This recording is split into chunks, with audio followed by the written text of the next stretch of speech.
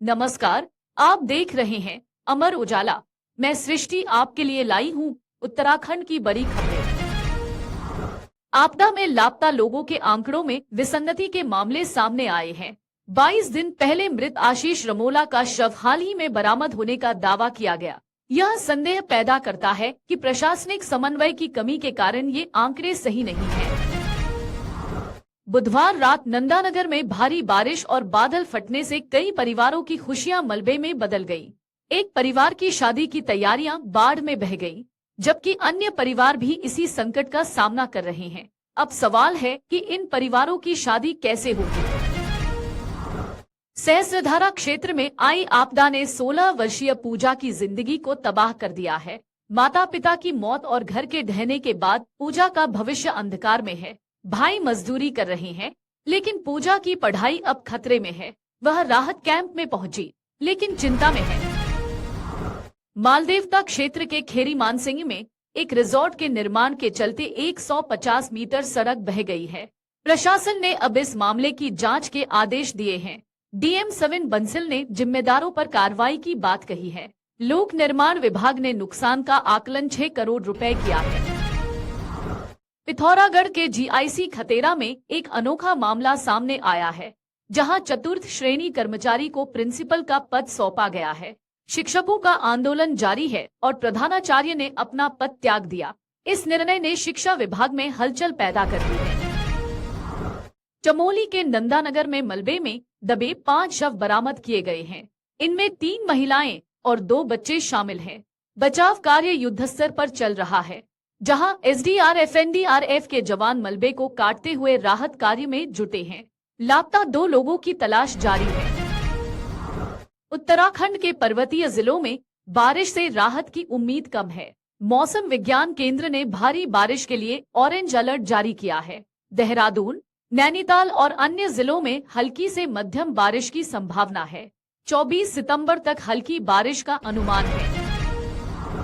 पिथौरागढ़ से हल्द्वानी आई लाडली के हत्यारों को सुप्रीम कोर्ट द्वारा बरी किए जाने पर लोगों का विरोध तेज हो गया है। जनसभा में परिजनों ने सरकार पर आंदोलन तोड़ने का आरोप लगाया। कांग्रेसी नेता भी समर्थन में आए हैं। पूरा कुमाऊं लाडली को न्याय दिलाने के लिए एकजुट हो रहा है। उत्तराखंड हाईकोर्ट ने एलटी शिक्षकों और प्रवक्ताओं की पदोन्नति के मामले में राज्य सरकार को निर्देश दिया है कि 22 सितंबर तक एक प्रमोशन लिस्ट तैयार करें। शिक्षकों के आंदोलन के चलते स्कूल बंद होने की स्थिति बन रही है, जिससे छात्रों की पढ़ाई प्रभावित हो रही है। मुख्य निर्वाचन अधिकारी कार्यालय ने जनवरी 2026 के लिए मतदाता सूची के विशेष गहन पुनरीक्षण की तैयारी शुरू कर दी है। मतदाताओं को 4 श्रेणियों में बांटा गया है। 2025 की सूची में नामित मतदाताओं को विभिन्न दस्तावेज प्रस्तुत करने होंगे।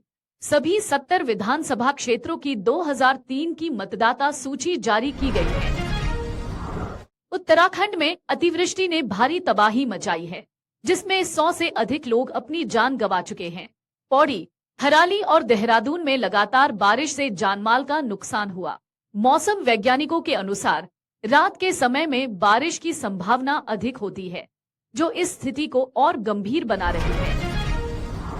नंदानगर में बादल फटने से 3 क्षेत्रों में तबाही मची है। बिनसर पहाड़ी के आसपास बने पानी के सैलाब ने सैती और फाली लगा कुंतरी गांवों में कई मकानों को मलबे में दबा दिया।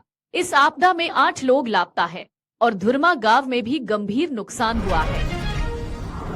मुख्यमंत्री पुष्कर सिंह धामी ने बृहस्पतिवार को दून के आपदा प्रभावित क्षेत्रों का दौरा किया। उन्होंने अधिकारियों को क्षतिग्रस्त सड़कों पर यातायात बहाल करने के निर्देश दिए और प्रभावित परिवारों को त्वरित सहायता का आश्वासन दिया। मुख्यमंत्री ने तपकेश्वर महादेव मंदिर का भी निरीक्षण किया और स्थानीय लोगों से बातचीत की। उत्तराखंड में मतदाता सूची का 2003 से मिलान होगा। चुनाव आयोग विशेष गहन पुनरीक्षण की तैयारी कर रहा है। राजनीतिक दलों के साथ बैठक में बताया गया कि 2025 की सूची में शामिल मतदाताओं को दस्तावेज प्रस्तुत करने होंगे। 11,733 पोलिंग बूथों में बीएलए की नियुक्ति भी आवश्यक है।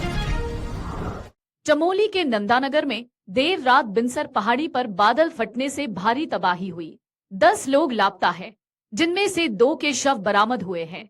राहत दलों ने एक व्यक्ति को मलबे से निकाल लिया है। एनडीआरएफ और एसडीआरएफ की टीमें बचाव कार्य में जुटी अगर आप हैं। ये वीडियो YouTube पर देख रहे हैं तो हमारे चैनल को सब्सक्राइब करें और बेल आइकन को दबाना ना भूलें। अगर आप Facebook पर ये वीडियो देख रहे हैं तो हमारे पेज को लाइक करें।